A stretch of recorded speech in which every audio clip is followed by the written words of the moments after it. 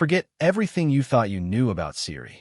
Apple just flipped the switch on iOS 27 at WWDC 2026, and what they showed off isn't just an incremental update. It is a complete rewrite of how we interact with our devices. But I'm going to be completely honest with you right out of the gate. I was fully prepared to roast this. We've been promised a smart assistant for over a decade, and usually it just sets a timer and misunderstands my text messages. But after getting my hands on the iOS 27 Developer Beta 1, I have to admit, the new Siri AI is actually insane. It operates across 4 distinct layers, and it finally feels like the true brain of the Apple ecosystem. But there is a massive catch regarding the silicon required to actually run this smoothly, which we need to talk about. Before we get into the heavy hardware demands, let's break down exactly what Cupertino just dropped on us. There is now a dedicated, standalone Siri app. Wait, really? An app just for Siri? I was skeptical at first, but it essentially acts as a unified hub that keeps your conversations in one place and syncs them seamlessly from your iPhone to your iPad, your Mac, and across your entire iCloud account. Honestly, I'll believe it when I see the final release hold up under heavy server loads, but right now, the seamless integration is surprisingly slick. Are you guys actually going to use a dedicated Siri app?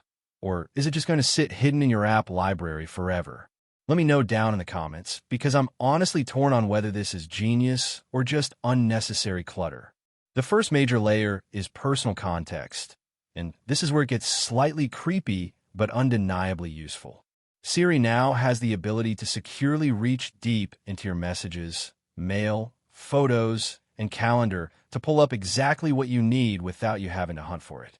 I tested this by asking it to find a picture my brother sent me of his new golf clubs. Instantly, it dug through my threads, found the exact messages from earlier today, and pulled the images right up. I even asked it to pull up an email from Jess about a recent sponsorship integration, and it instantly surfaced the exact thread from a few weeks ago. It didn't stop there.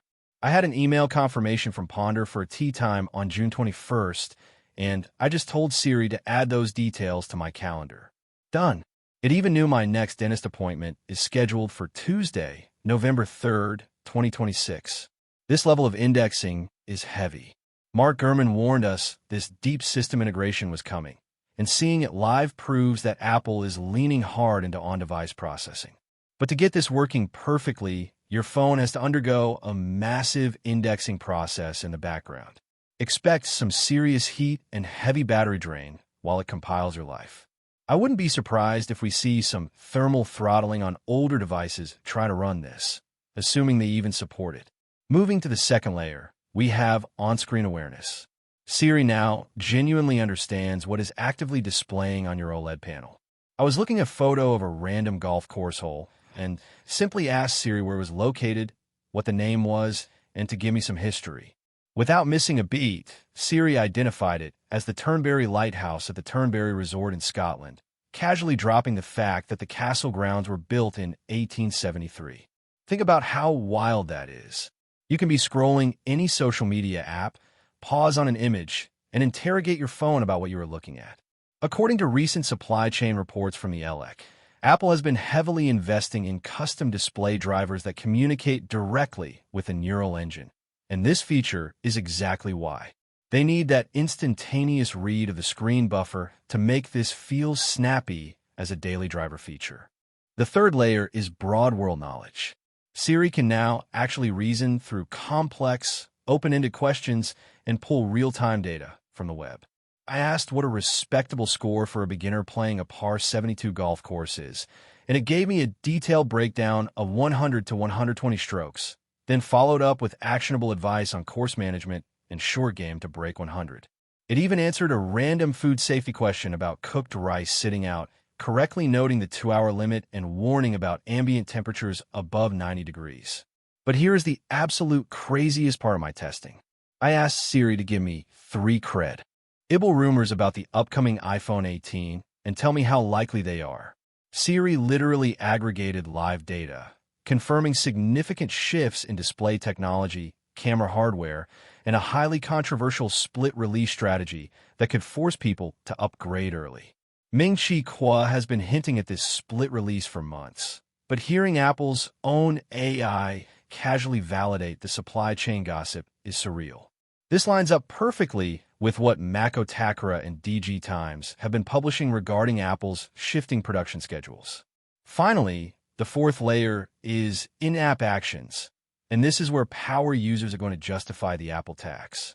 Siri can actively control your apps based on your current workflow. I had an email open with a tracking number, and I just told Siri to add it to my reminders for Friday. It lifted the digits, swapped apps, and built the reminder entirely hands-free. You can ask it to grab a PDF from your mail and attach it to the text message you're currently drafting. It bridges entirely separate applications together effortlessly.